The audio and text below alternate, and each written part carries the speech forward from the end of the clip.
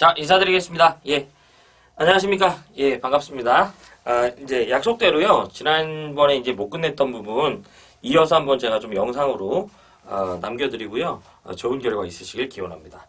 교재 180페이지에 보시면, 거기 보면 수요와 부하다 라고 이제 이렇게 돼 있죠. 교재 180페이지에 보시면, 수요와 부하다. 이렇게 돼 있는데, 이 내용은 나중에 우리가 이제 여러분 그 실기에서 좀 연관성이 높기 때문에 잘 좀 정리해 주셔야 돼요. 그래서 이제 교재에 보시면 첫 번째 뭐라고 되어 있냐면 수용률이라고 되어 있죠. 무슨 율? 수용률이 되어 있다. 이것들은 모두 변압기 용량을 계산할 때 중요한 기준으로 사용된다고 보시면 돼요.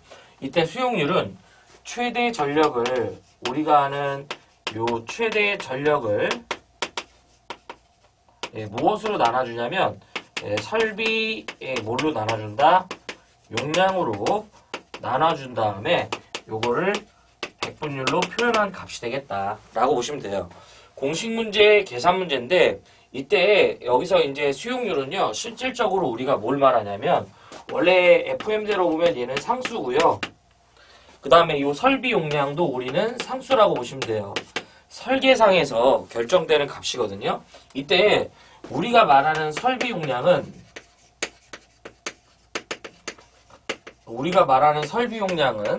크게 세 가지를 고려한 값인데, 기본적으로 우리가 말하는 부하는 상용 부하가 있고, 그 다음에 동계 부하가 있고, 그 다음에 뭐가 있냐면 하계 부하가 있습니다. 이랬을 때 우리가 말하는 상용 부하는 뭐냐면 사계절 내내 사용하는 부하고요. 동계 부하는 말 그대로 난방 부하, 하계 부하는 냉방 부하죠. 그럼 결과적으로 우리가 말하는 최대 전력이라는 가장 많이 쓰는 값은 얘네들을 모두 더한 값이 될 수는 없어요. 그러면 요렇게 더한 값이나 요렇게 더한 값이 바로 보다 최대 전력이기 때문에 우리는 이 최대 전력에 맞춰서 변압기 용량을 설계해야지 굳이 설비 용량에 변압기 용량을 맞출 필요는 없죠.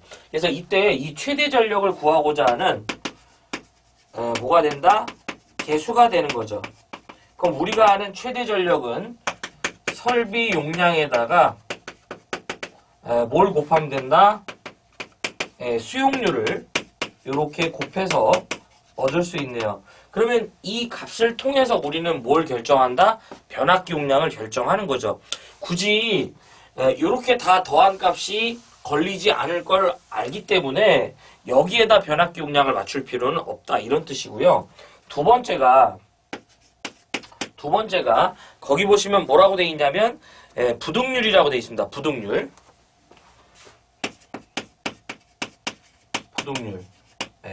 이 부등률은 개별 수용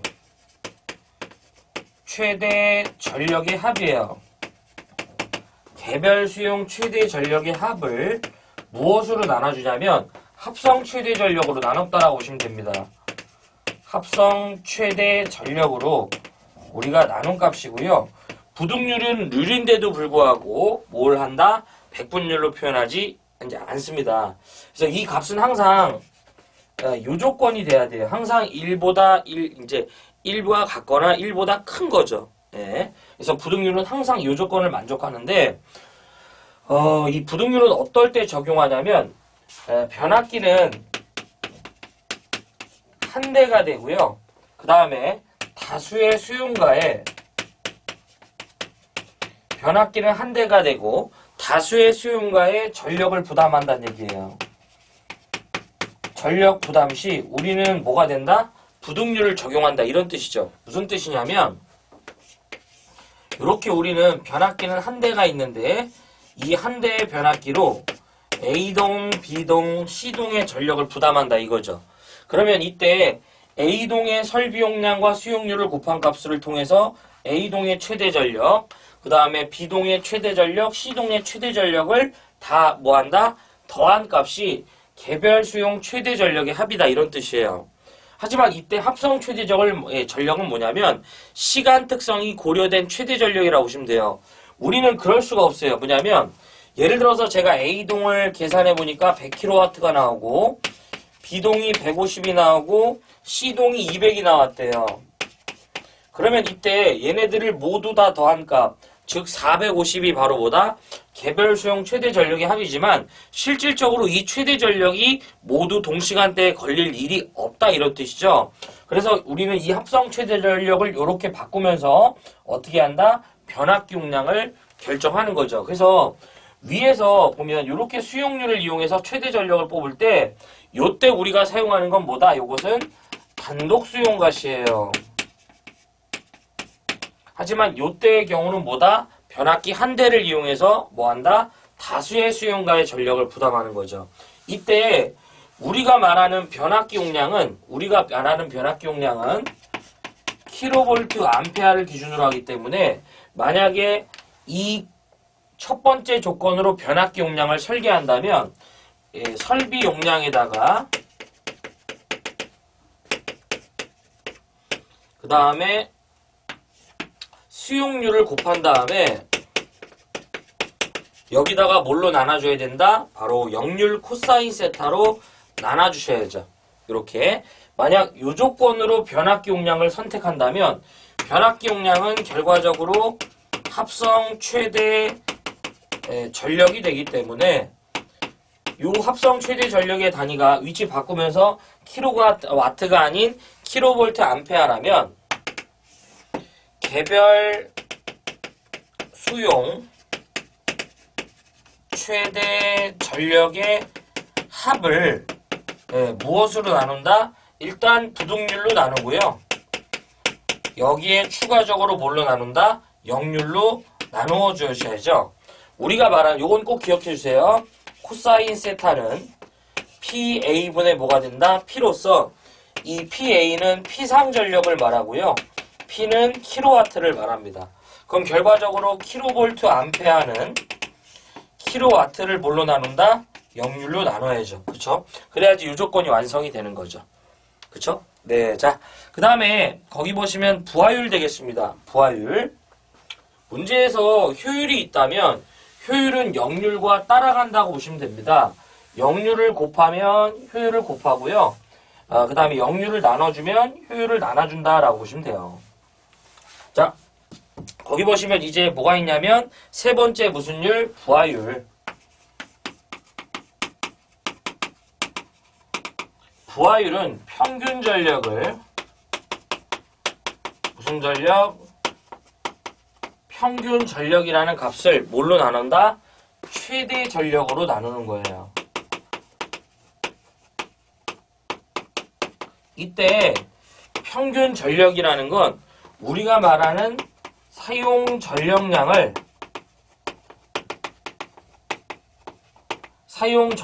뭘로 나눈다? 시간으로 나눕니다. 그 다음에 바로 뭘로 나눈다? 최대 전력으로 나눈다고 보시면 돼요. 그래서 이때 우리가 말하는 이 부하율은 일부하율이 있고 월부하율이 있고 연부하율이 있거든요. 이때 첫 번째 일부하율일 때에는 우리가 말하는 시간은 24시간이죠.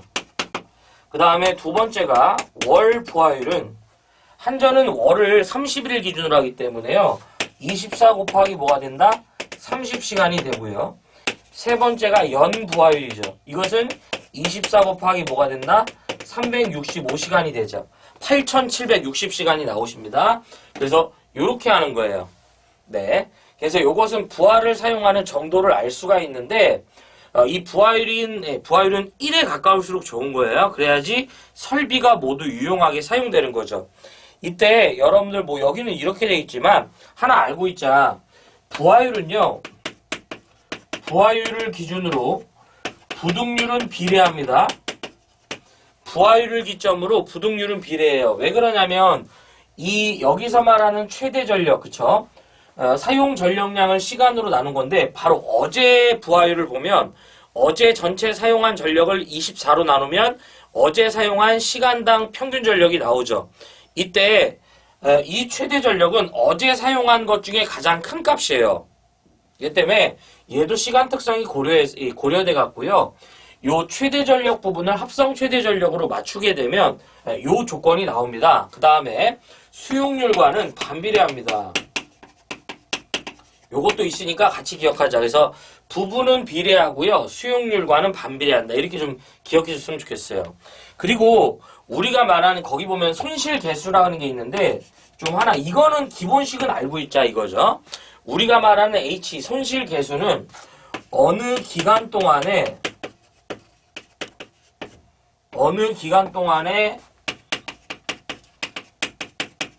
평균 전력 손실분의 그 다음에 어느 기간 동안에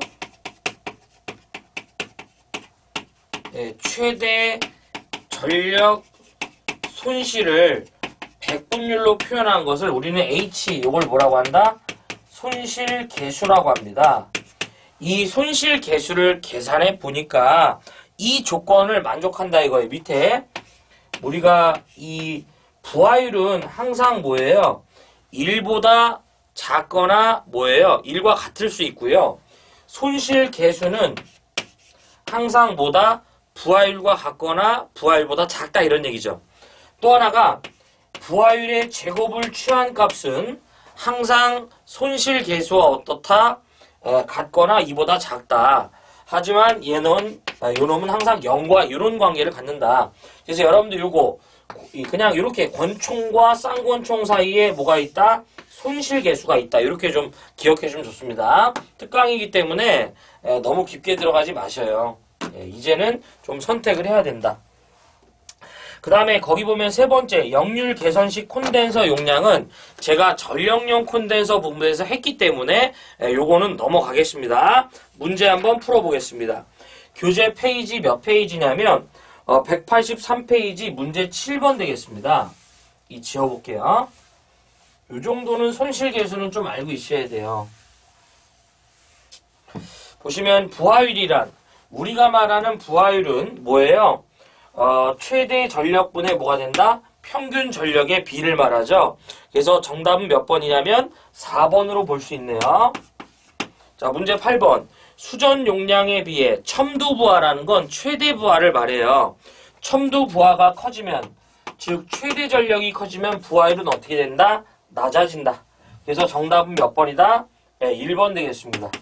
자, 문제 9번 볼게요. 수용률이란, 수용률은 이제 이 최대 전력, 그러니까 설비 용량에 대한 최대 전력의 비죠. 그러므로 요 얘기를 하는 건 몇 번이냐면 3번입니다.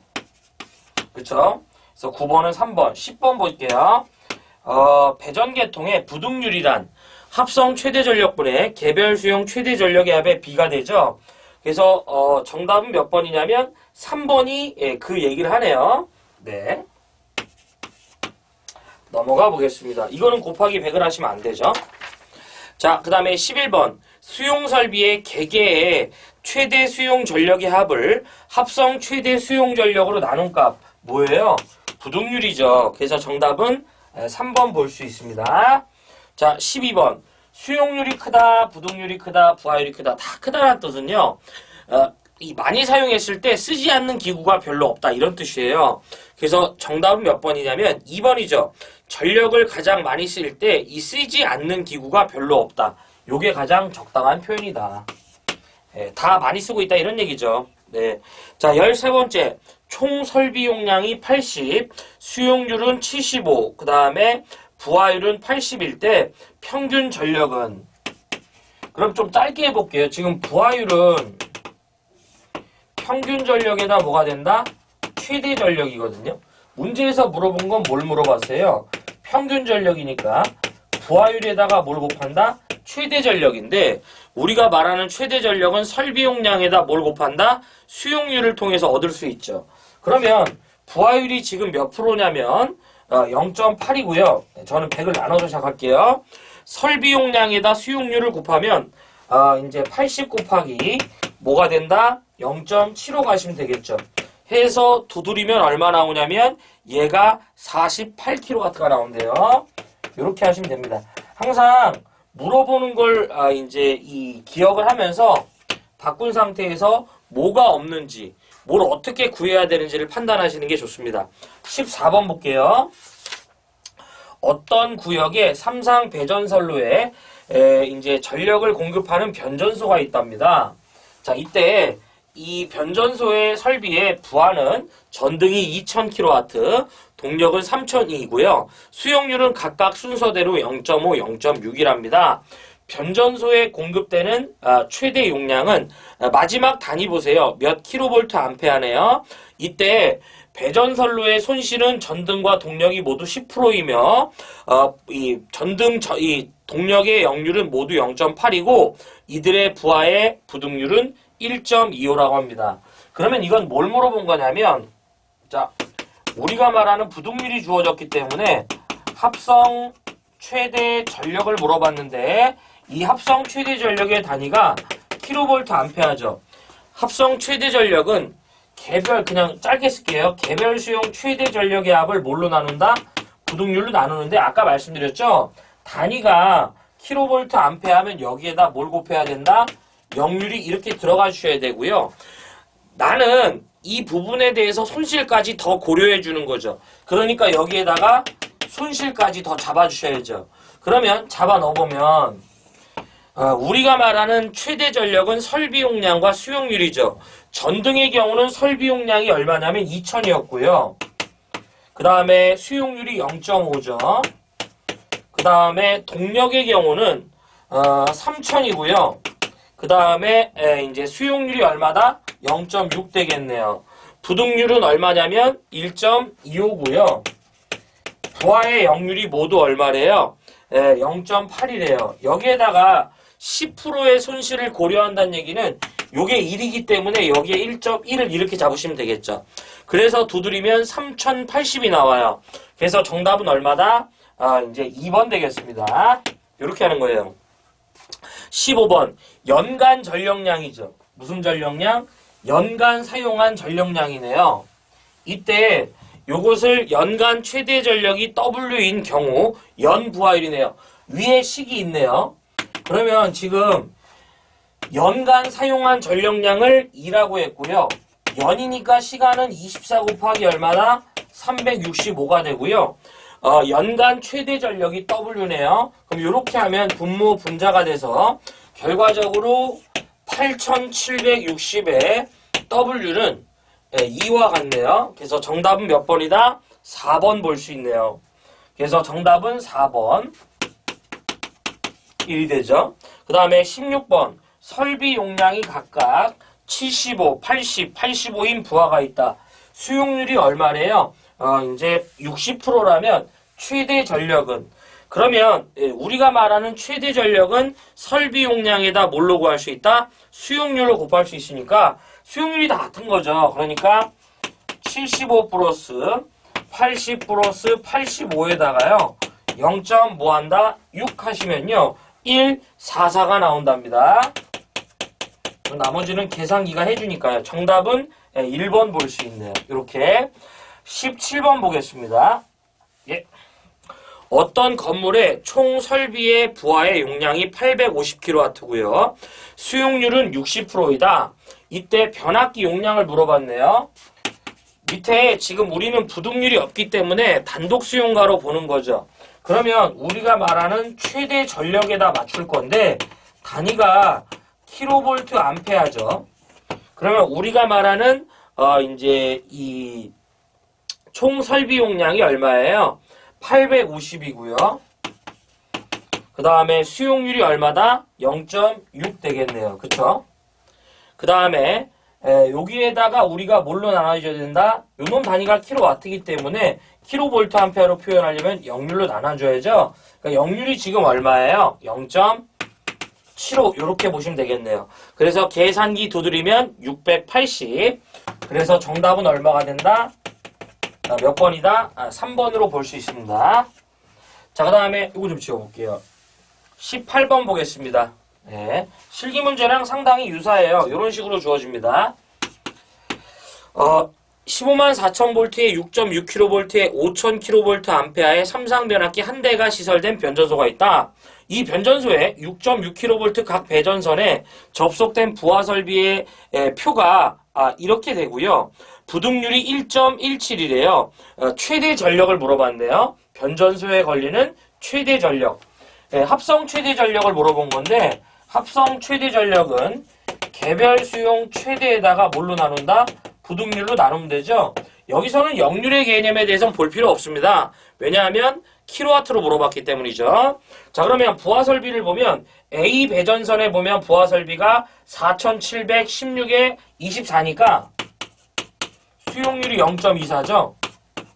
플러스 그 다음에 1600 뭐예요? 35에 0.74인가요? 그 다음에 3600이죠. 3600에 0.48. 그 다음에 4095인가요? 4090, 이제 조건은 4인데, 그쵸? 여기에 0.32 보시면 되겠죠?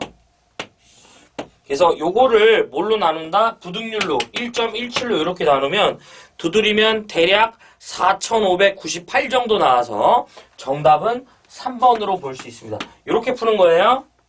네. 자, 그 다음에 거기 보시면 19번 정격에 10kVA의 주상변압기가 있다. 이때 이것에 2차 측의 1부하 곡선이 이제 그림과 같다면 부하율은 우리가 말하는 이 부하율 위에 있으니까 여기다 한번 해볼까요? 사용 전력량을 뭘로? 시간으로 나누면 되겠네. 그러면 지금 6시간 동안 얼마 쓴 거예요? 4 썼나요? 그 다음에 6시간 동안 얼마 썼다? 2 썼고요.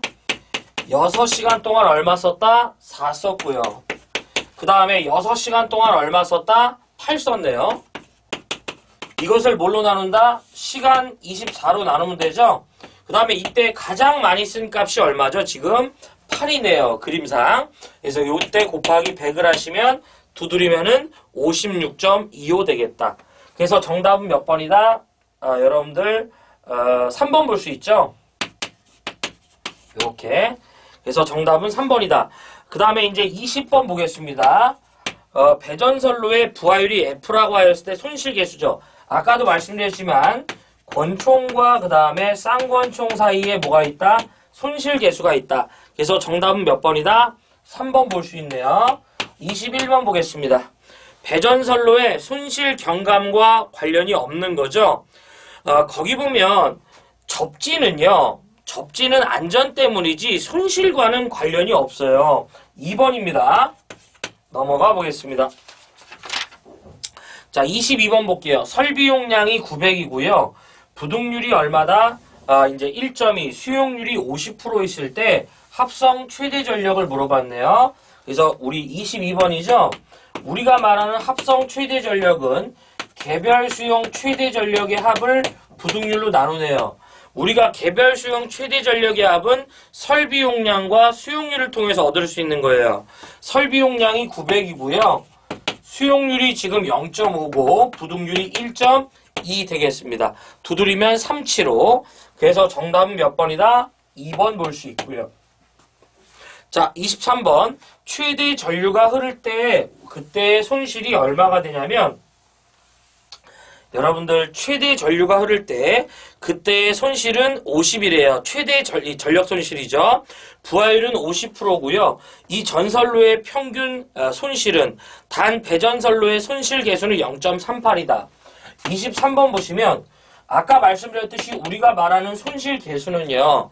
어느 기간 동안에 최대 전력 손실의 분의 어느 기간 동안에 평균 전력 손실의 뭐예요? 비를 말하죠. 그럼 넘기면은 지금 최대 전류가 흐를 때 발생하는 손실이 50이고요. 손실 계수가 0.38이기 때문에 두드리면은 19이 나옵니다. 그래서 이 부하에 이제 대해서는 평균 손실은 19 정도 발생한다는 걸 알 수 있죠. 자, 24번 보겠습니다. 24번. 보시면 부하의 역률이 0.8에서 0.95로 개선이 됐을 때 선로 손실은 약 얼마로 이제 이 경감이 되는가 이런 얘기죠. 그럼 여기서 우리가 말하는 전력 손실이라는 건 결과식을 전개해 보면 V 제곱에 코사인 제곱에 P 제곱에 R 되겠습니다. 그래서 우리가 전력 손실을 경감하는 좋은 방법은 전압도 있지만 뭐예요? 역류를 개선하는 것도 방법인데 전압을 사실 승합하는 게 제일 좋습니다. 그럼 여기서 우리가 말하는 전력 손실은 뭐예요? 역률과 어떻게 한다? 제곱에 반비례하네요. 그러면 비례식을 세워보면 보시면 지금 원래 손실이 1일 때 역률이 얼마였다? 0.8이었대요. 근데 이놈은 제곱의 관계를 갖죠. 이랬을 때 제가 역률을 0.95로 개선을 했을 때 이때 새로운 전력 손실은 어떻게 되니? 라는 거잖아요. 내항과 외항의 곱이 같은 거니까 결과적으로 PL의 프라임은 프라임에다가 0.8의 제곱분의 1은 0.95의 제곱분의 1이죠. 어차피 1을 곱해봐야 의미 없으니까.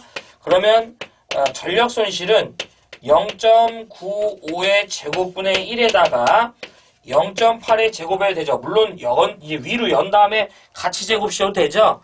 그래서 계산하니까 0.71이 나왔대요. 근데 문제에서 뭐라고 했냐면 얼마나 경감되는 거죠. 그러니까 지금 1이 0.71이 됐으니까 결과적으로 뭐예요? 29%가 경감된 거죠. 그래서 정답은 몇 번이다? 3번 되겠습니다. 이렇게 푸는 거예요. 자, 그 다음에 여러분들 거기 보시면 25번 불평형 부하에서의 역률인데 이건 개인적으로 좀 별표를 좀 치고 싶고요. 잘 물어봐요. 불평형 부하라는 건 뭐냐면 우리가 말하는 역률 코사인 세타는 피상전력과 유효전력의 비거든요.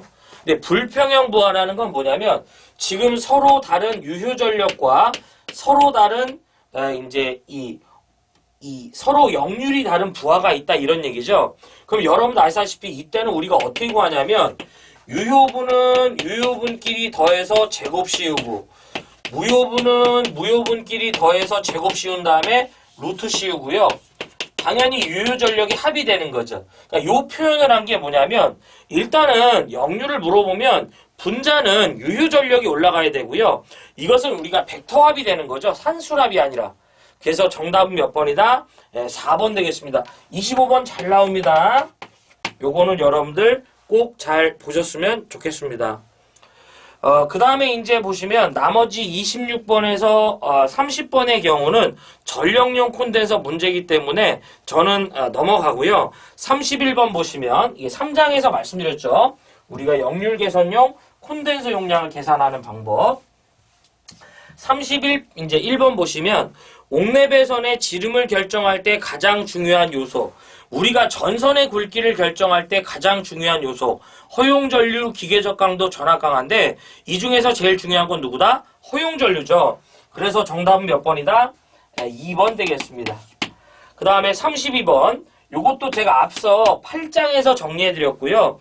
주상변압기의 캐치홀더는 어디에 설치한다? 변압기 몇 차측? 2차측이죠. 우리는 접지된 선에다가 설치하지 않죠. 당연히. 비접지 측에서 두어야죠. 그래서 주상변압기 1차 보호 COS 컷아우트 스위치, 2차 측은 캐치홀더. 자, 그 다음에 33번. 이거는 확인만 해주시고요. 일반적으로 부하의 역률이 저하되는 원인은 L 때문이죠. 지금 L을 많이 말하는 게 뭐예요? 3번입니다. 3번. 그 다음에 34번.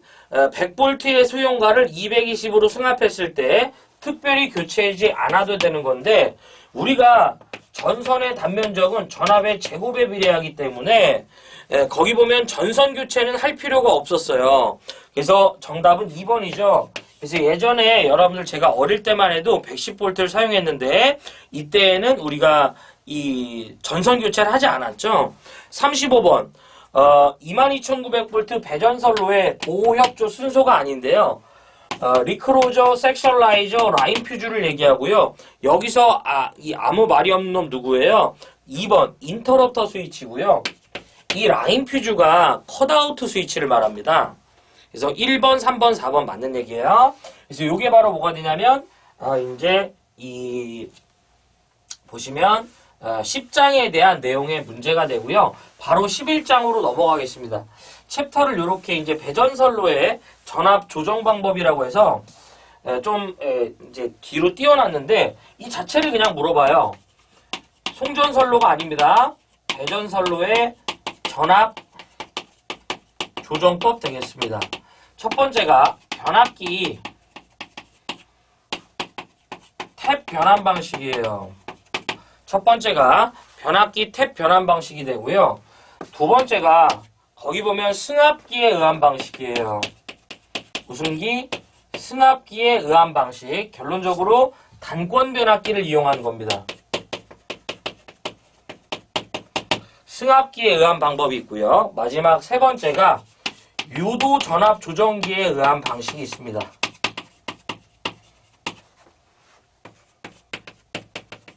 여기서는 좀 더 물어보는 게 있는데 이 유도 전압 조정기에 의한 방식은 바로 뭐냐면 주로 변전소에서 쓰고요. 부하 변동이 심한 곳에서 쓰인다라고 보시면 됩니다. 저는 시험에서 물어보는 것만 이제 말씀드릴게요. 이때 여러분들 거기 보면 교재에서는 이렇게 했는데 저는 좀 이렇게 해볼게요. 이 승합기에 의한 방식인데 첫 번째 우리가 기억을 해야 될 건 뭐냐면 승합 후 전압을 말해요. 무슨 전압? 승합 후 전압이다.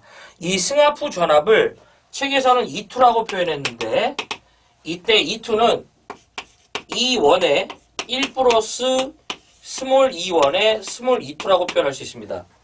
자, 이것은 뭐냐면 여기서 E1은 공급 전압을 말해요. 무슨 전압? 공급 전압. 이 단권 변압기에 지금 1차 측에 가해지는 전압. 그 다음에 E1은 본래 단권 변압기의 1차 전압을 말합니다.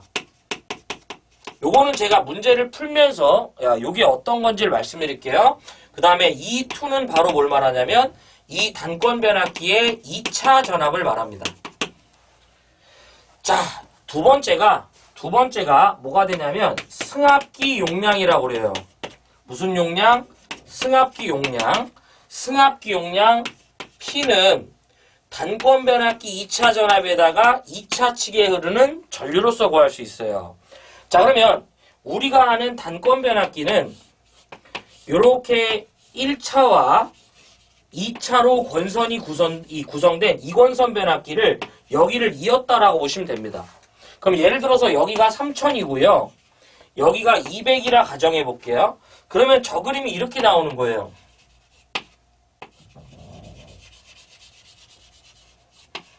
자, 지금 여기가 얼마였다? 3000이었고요. 여기가 뭐다? 200이었고 그 다음에 지금 우리는 여기에다가 지금 뭘 가한다? 전압을 가하는 거죠. 그럼 여기서 말하는 E1이라는 전압이 예를 들어서 제가 여기에다가 예를 들어서 뭐 2900V를 가했대요. 그러면 요 2900V라는 전압이 바로 뭐다? 공급 전압이 됩니다. 그 다음에 여기서 말하는 3000은 단권 변압기의 1차 전압. 그 다음에 여기서 말하는 200은 단권 변압기 2차 전압이고요. 우린 여기다 이렇게 부하를 지금 걸어서 쓰는데 이때 흐르는 전류를 I2라고 하고요. 결과적으로 이렇게 곱한 값이 바로 뭐다? 승합기 용량이라고 부르는 거예요. 자, 그래서 요걸 기억하면서 문제를 한번 풀어보도록 하겠습니다. 자, 거기 보시면 문제 1번 볼게요. 자, 이거 좀 지워볼게요. 예, 배전선로에 전압을 조정하는 장치가 아닌 거예요. 바로 누구다? 지금 탭 변환 승합기 유도전압 조정기죠. 거기 보면 섹션라이저는 배전선로의 보호장치일 뿐이지 전압 이제 이 조정장치는 아니죠. 그래서 정답은 4번. 2번 볼게요. 배전선의 전압을 조정하는 방법 탭 변환 4번인가요? 자, 문제 3번 볼게요. 부하에 따라 전압 변동이 심한 급전선을 갖는 배전 변전소의 전압 유도장치, 자, 그러니까 조정장치죠. 이거 보세요, 이거. 그렇죠? 부하 변동이 심한 곳에서 사용되는 전압 조정장치 누구예요? 유도전압 조정기죠. 문제 4번. 배전용 변전소. 우리가 2차 변전소는 제가 뭘 쓴다고 했다? 강압기를 쓴다고 했었죠. 또는 이 강압기의 또 다른 표현이 누구다? 채강 변압기. 자, 문제 5번 볼게요. 전격 전압이 6600에 뭐가 된다? 210V의 단상 변압기를 자, 여기가 6600이고요. 여기가 얼마였다? 210이었대요. 이러한 단상 변압기를 두 대를 V결선에서 승합기로 써서 6300V를 여기에다 가했답니다. 이때 승합 전압은 그럼 결과적으로 요게 지금 요 놈이고 요 놈이 요 놈이고 요 놈이 요 놈 되나요? 그러면 우리가 말하는 승합 후 전압이라는 것은 공급 전압에다 1 플러스 2원의 2투인데 여기다 잡아놓으면 공급 전압이 얼마다? 6300이고요. 1 플러스 단권 변압기 1차 전압이 6600, 2차 전압이 210이 되겠습니다. 두드리면 6500 나옵니다. 그래서 정답은 몇 번이다? 2번 볼 수 있는 거예요. 문제 6번 볼게요. 자, 단상 교류 회로로서 3300의 200V의 변압기를 그림과 같이 접속해서 뭐라고 했어요?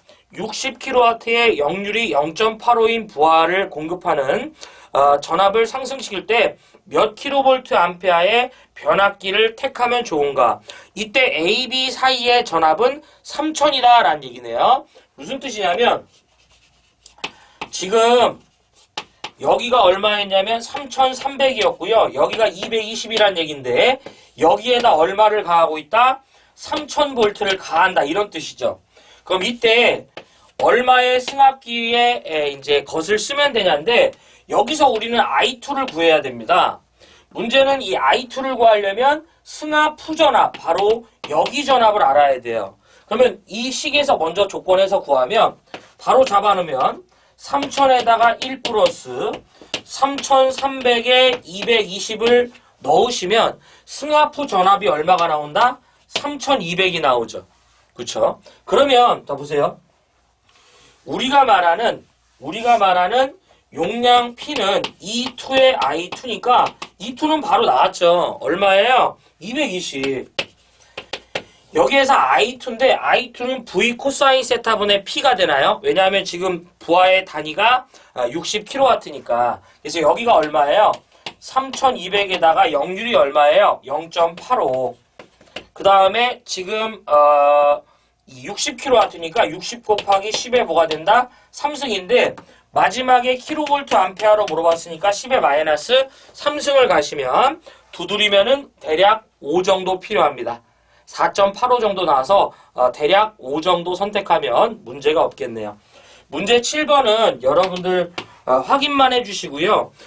우리가 자가용 발전기가 있을 때에는 발전기 쪽으로 전류가 흘러서는 안 되기 때문에 요거를 우리가 거기 보시면 전력 방향 계전기 67번이 됩니다. 그래서 정답은 2번이고요. 선택해 주시기 바라고 8번 이것도 뭐 그냥 우리가 옥내배선의 보호 방법이 아닌 건데 우리는 전압 강화를 보호하는 건 없죠. 네, 요 정도가 되겠습니다. 아무튼 요거 제가 말씀드린 대로 정리하셔야 돼요. 왜냐면 요 부분은 나중에 실기랑도 연관성이 있습니다. 자, 이제 마지막 이제 챕터 12에 보시면 발전공학인데 지난 시간에 제가 이제 수업에서도 말씀드렸지만 이 부분은 제가 문제는 안 풀고요. 그냥 찍어드리고 넘어가도록 하겠습니다. 왜냐하면 좀 너무 출제 빈도가 좀 그래요. 공부하는 양에 비해서 출제 빈도가 너무 떨어진다. 그래도 몇 개 볼 게 있으니까 여러분들 좀 봐주세요. 자, 1번. 첫 번째 이제 수력 발전인데 딴 거 다 필요 없고요. 거기 보시면 첫 번째 이 수력 발전의 종류에 보면 유량에 의한 분류에 보면 수력 발전 1번 수력 발전의 종류에 보면 유량에 의한 분류 있죠? 네. 거기 보면 양수식 밑줄 쳐주실래요? 양수식. 예, 잘 물어봅니다. 연간 발전 비용 절감에 기여합니다. 또 하나가 뭐냐면 첨두 부하에 적합해요. 소금성이 우수합니다. 부하에 바로 반응한다는 뜻인데 우리가 양수 발전은 이렇게 상부저수지가 있고요. 이렇게 하부저수지가 이렇게 있는 거죠. 그래서 낮에는 이제 밤에는 전력이 남기 때문에 하부에 있는 물을 상부로 양수시킨 다음에 그 다음에 이제 이 전력이 모자랄 때 상부에서 다시 뭘로 하부로 낙차시키는 거죠. 그래서 요놈은 발전소 건설을 이제 우리가 이 지연시켜주는 효과가 있고요. 또 하나가 발전 비용 절감에 기여하고 있습니다. 그래서 하나 같이 기억해야 될 게 이 양수식 발전이랑 그 다음에 가스터빈이 첨두 부하에 적합합니다. 양수식 발전이랑 가스터빈이 이 첨두 부하에 적합하다. 물론 당연히 두 개는 보기에 같이 안 들어온다는 거. 나머지 보지 마시고요. 밑에 보시면 수두에 보면 위치, 압력, 속도라고 돼 있죠. 아닌 걸로 물어봅니다. 위치, 압력, 속도. 그렇죠? 수두는 물이 갖는 에너지를 말합니다. 자, 옆에 보면 저는 뭐 이제 제가 여러분들이라면 이렇게 보고 가는 거죠. 연속의 원리는 봐야 돼요. 그래서 우리가 어떤 이러한 관이 있을 때 요 지점을 저는 A 지점, 요 지점을 저는 B 지점이라고 봤을 때 이때 어떤 물이 이제 새거나 별도의 압력 변화가 없다면 요 A 지점과 B 지점을 봤을 때 A 지점을 통과하는 물의 양을 우리는 A1, V1 또는 A2, V2라 표현할 수 있습니다. 자, 여기서 A는 뭐냐면 요 지점의 면적을 말하고요. V는 속도를 말합니다. 유속을 말해요. 그 다음에 B는 뭐냐면 그러니까 요 A2는 B 지점의 면적을 말하고요. 이때 B 지점을 통과하는 물의 속도를 말하는 건데 이 얘기는 A 지점을 통과하는 물의 양이나 B 지점을 통과하는 물의 양은 어떻다? 같다 이거죠. 그래서 이 유체의 질량 보존의 법칙이 성립한다. 이제 이런 뜻을 얘기하는 건데요. 요 식을 우리가 변형시키면 우리가 배관은 원형이기 때문에 요 원의 단면적은 파이 r 제곱이지만 지름으로 표현하면 4분의 파이 d 제곱으로 표현할 수 있어요. 식을 변형시켜 보면 4분의 파이 d1의 제곱의 v1은 4분의 파이 d2의 제곱의 v2로 표현할 수 있고요. 이렇게 없어지기 때문에 요것은 d1의 제곱의 v1, d2의 제곱의 v2다. 이렇게 표현할 수도 있죠. 같이 기억하자. 그 다음에 밑에 보면 하천의 유량과 낙차에 2번 보시면 유황곡선이 있죠. 유황곡선 밑에 보면 갈저평풍 갈수량 355, 그 다음에 저수량 275, 그 다음에 평수량 185, 풍수량 95. 갈저평풍 다 잘 물어봐요. 같이 기억하자. 갈수량은 며칠 355, 저수량 275, 그 다음에 평수량 185, 풍수량 95. 적산 유량곡선의 저의 동그라미, 적산 유량곡선의 저의 동그라미, 저. 밑에 보면 저수지 용량 결정의 저 동그라미, 저수지의 용량을 결정할 때 필요한 것은 적산 유량곡선을 말합니다. 그래서 저수지에 저 나오면 저자 찍어라 이런 얘기예요. 나머지는 보지 마세요. 넘어가겠습니다. 과감히. 네 번째, 아마 거기 보면 역대 가장 많이 나온 이제 문제에서는 이 문제가 제일 많아요. 물의 에너지인데 거기 보면 이 수력발전소의 그 출력에 보면 P는 9.8의 QH가 됩니다. 이 단위 자체가 킬로와트이기 때문에 단위 변환하시면 안 되고요. 그 다음에 여기에다가 효율이 주어지면 곱한다 라고 보시면 돼요. 효율이 주어지면 다 곱한다고 보시면 돼. 뭐 발전기 효율, 수차 효율, 뭐 펌프 효율 다 곱한다고 보시면 됩니다. 네. 되셨나요? 이때 Q는 뭘 말하냐면 유량을 말합니다. 메타 3승파 세크를 말하고요. 그 다음에 H는 낙차를 말해요. 그 다음에 거기 보면 취수구 밑에 보시면 옆에 제수문이라고 돼 있나요? 재수 없이 그냥 유량만 조절한다. 이거 기억해 주시고요. 취수구 옆에 보면 제수문 유량 조절 있죠? 거기 하나 봐주시고. 자, 밑에 보면 수조인데 이 조합수조 보실래요? 두 번째 조합수조.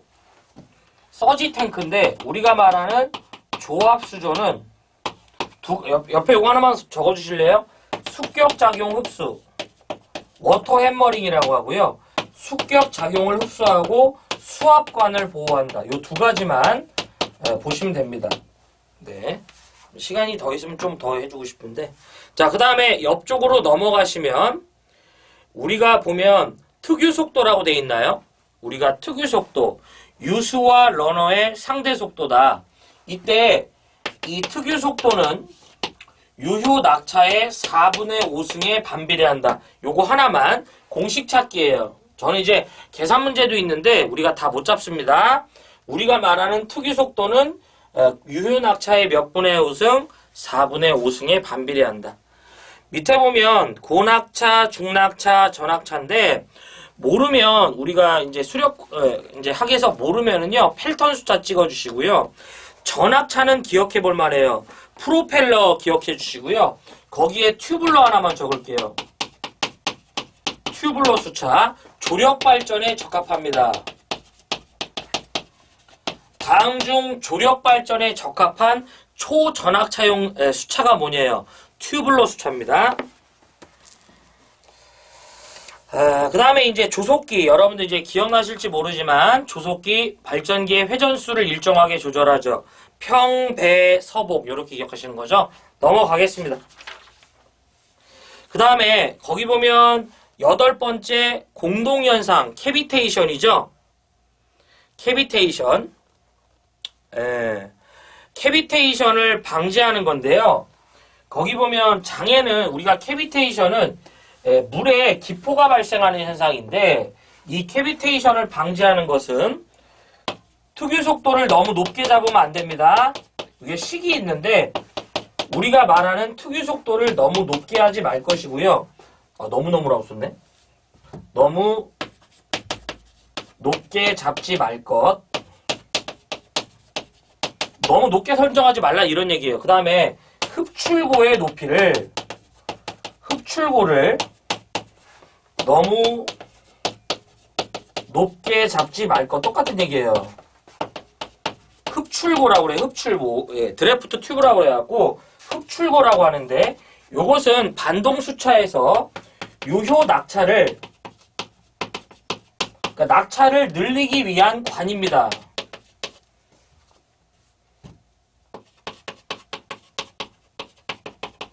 요것을 우리는 뭐라고 한다? 이제 흡출고라고 합니다. 네, 요 정도만 보시면 좋을 것 같아요. 넘어가 볼게요. 그리고 여러분들 교재 198페이지에 보시면 9번 그림은 변하지 않고 나오니까 꼭 보셔요. 잘 물어봐. 요 그림 나오면 DEB예요. 그냥 저 넘어가겠습니다.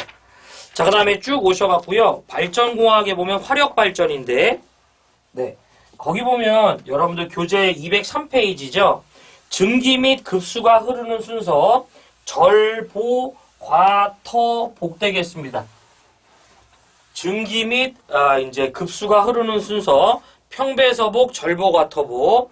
이때 거기 이제 여러분들 이 넘어가 보면 열 사이클이 있거든요. 저는 기본적인 것만 봤으면 됩니다. 바래요. 카르노 사이클 가장 이상적인 거예요.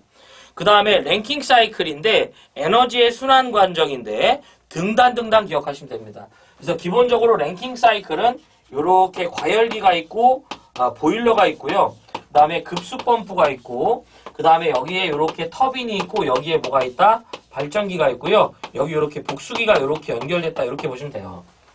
네, 그래서 등단. 자, 재생 사이클은 여기 보면 요 급수 이제 이 펌프에 추가적으로 급수 가열기가 있습니다. 열 효율을 늘리려고 급수 가열기를 쓴 거예요. 옆에 제열 사이클인데 제열 사이클은 그러니까 여러분들 재생 사이클의 키워드는 뭐냐면 급수 가열기. 그 다음에 제열 사이클은 제열기가 있는데 요거는 꼭 요 말을 기억해 주세요. 고압 터빈에서 팽창하여 요 말이 들어와요. 고압 터빈에서 팽창하여 압력이 저하된 증기를 다시 제열기를 통해서 우리가 어떻게 한다? 재가열한 다음에 터빈으로 보냅니다. 그래서 보면 제열기 같은 경우에는 터빈이 두 개죠. 지금 요게. 그러니까 원래 그림을 보면 보일러가 있으면 요렇게 터빈이 있고요. 여기서 요렇게 제열기를 다시 거쳐서 요렇게 우리가 터빈이 또 있어요. 요렇게. 지금 제열기를 보면 요런 식으로 돼 있죠. 네. 요런 식으로 돼 있다 이런 얘기죠. 네. 자, 그래서 제열 사이클은 고압 터빈에서 팽창 중에 압력이 저하한 증기를 다시 우리가 제열기를 통해서 재가열합니다. 재생제열은 둘 다 있는 거예요. 넘어가 보겠습니다. 여기 좀 잘 봐야 돼요. 거기 보시면 우리가 연료와 그 다음 장에 보면 고체 연소 방식인데 미분탄식에 보면 우리는 보면 뭘 쓰냐면 석탄을 얇게 빻아갖고 우리가 연소를 하는데 이때 우리는 집진장치를 필요로 합니다. 이때 집진장치에 보면 여러분들 207페이지에 보면 이 동그라미 5번 보이세요? 동그라미 5번 집진장치. 우리는 전기식으로 코트렐 방식을 쓴다는 거. 그 정도 기억해 주시고. 자, 여기서 꼭 기억하자.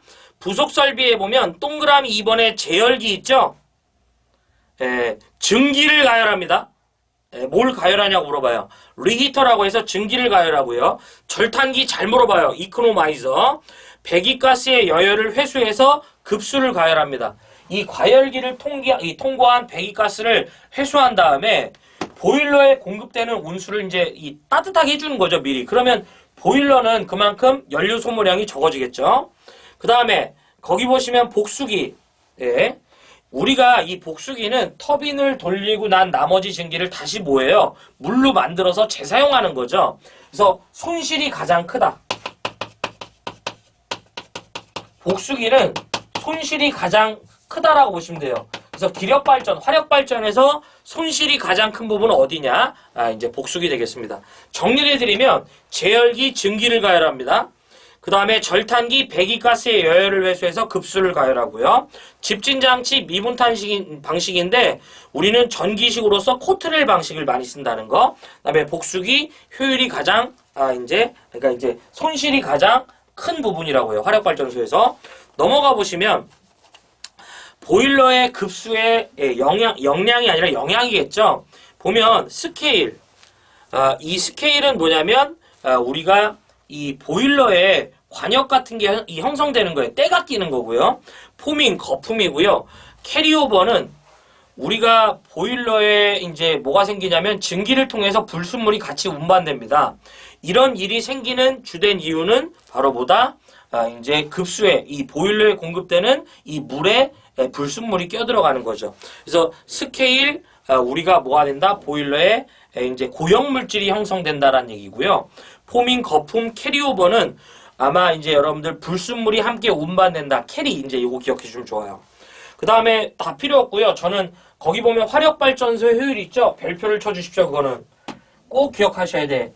화력발전소의 효율은 책에서는 이렇게 하셨는데 전 이렇게 해볼게요. MH에 860에 PT 되겠습니다. 그래서 이때 거기 있죠. M은 이 소요되는 연료량인데 연료량은 킬로그램이야. H는 발열량이고요. 이때 P는 뭐가 되냐면 발생 전력인데 이 단위 자체가 킬로와트고요. T는 뭐가 된다? 시간으로 보시면 돼요. 요게 책에서는 W라고 해서 전력량이라고 했지만 요렇게 쪼개시는 게 훨씬 좋습니다. 넘어가 보겠습니다. 그 다음에 원자력 발전인데요. 이건 그냥 간략하게 좀 보겠습니다. 교재 215페이지인데 화력발전소의 보일러와 같은 부분이 원자력 발전에서는 어디냐요? 원자로 되겠습니다. 핵 연료는 거기 보면 우라늄과 프루토늄이 되고요. 요 감속제 기억하자. 원자력 발전에서 만들어진 이 핵분열 시 만들어진 이 고속 중성자를 열 중성자로 감속합니다. 이때 자 우리 원자력 발전에서 온도 계수 물어보면 무조건 1이다. 감속제의 온도의 1도의 변화에 따른 반응도 변화인데 우리가 원자력 발전에서 온도 계수 물어보면 1이라고요. 자, 제어제는 뭐냐면 우리가 핵분열을 조정하는데 요건 외워볼 만해요. 붕소, 그러니까 하프늄, 카드뇽 요 놈들. 그 다음에 요 놈은 중성자의 흡수 단면적이 커야 됩니다. 나머지는 최다 작거든요, 이제. 요 놈은 꼭 요거 중성자의 흡수 단면적이 커야 된다. 요거 기억해 주시고요. 그 다음에 이제 냉각제는 핵분열에 따른 열 에너지를 외부로 인출합니다. 그 다음에 보시면 반사제는 이게 외부로 인출되는 걸 차폐하는데 원자로의 종류에서 여러분들 경수형 원자로가 있거든요. 경수로. 밑에 보면 비등수형 꼭 기억하자. 경수로에 보면 비등수형 있죠? 열 교환기가 불필요한데 맨날 필요하다고 나와요. 아닙니다. 그 다음에 뭐 여긴 없지만 요거 하나 나머지 고속 증식로 증식비가 1 이상이에요. 이 증식비가 1 이상인 원자력 발전 뭐냐요? 고속 증식로. 우리나라는 이 방식을 쓰지 않습니다. FBR이라고 그래요. 요거. 원래는 FM대로라면 우리가 이 핵연료, 제어제, 그 다음에 감속제, 냉각제 이런 걸 다 보셔야 되지만 그냥 짧게 보시면 좋아요. 원자력 발전만 정리해드리고 좀 마무리를 짓게요. 그래서 원자력 발전소에 보면 우리가 이 핵연료, 이제 이 원자로, 이제 보일러의 화력 발전소의 보일러와 같은 부분은 원자로고요. 핵연료는 우라늄과 천연 그러니까 우라늄과 플루토늄이 있다. 그 다음에 이제 거기 보면 이 흔히 말하는 감속제죠. 감속제. 보시면 이 경수와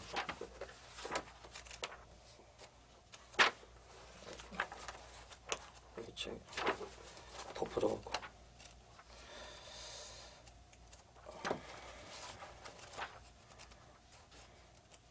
페이지 몇 페이지냐면 이제 이 215페이지죠. 예. 감속제는 고속 중성자를 열 중성자로 감속하는데 감속제에는 경수와 중수 요 정도만 보시고요. 그 다음에 제어제 있죠. 요거는 핵분열을 제어하는 거예요. 요것은 붕소, 카드뮴, 하프늄 정도 된다는 거. 온도계수 나면 무조건 1도 기억해 주시고요. 사실 제가 이제 냉각제나 보면 여러분들 그 다음에 있는 반사제 보면 전부 다 지금 경수, 중수 들어가 있죠.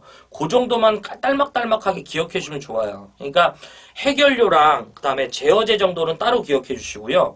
핵연료 우라늄과 원래 전홍축, 고농축 이런 거 필요 없고요. 우라늄과 플루토늄이다. 그 다음에 두 번째가 이제 이 제어제죠.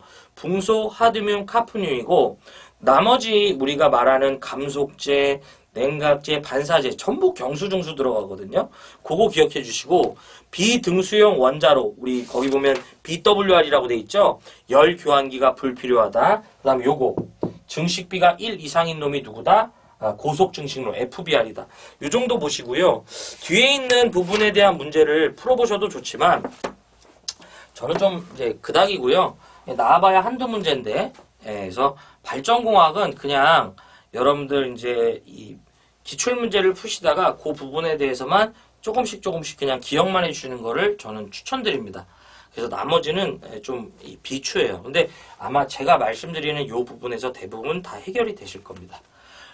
여러분들 이제 고생하셨고요. 아무쪼록 제가 이제 이 부분이 좀 짧다 보니까 이렇게 좀 풀어드리는 거 양해 부탁드리고요. 명절 잘 보내시고 원하시는 걸 이루시기를 기원합니다. 저는 물러가 보겠습니다. 고맙습니다.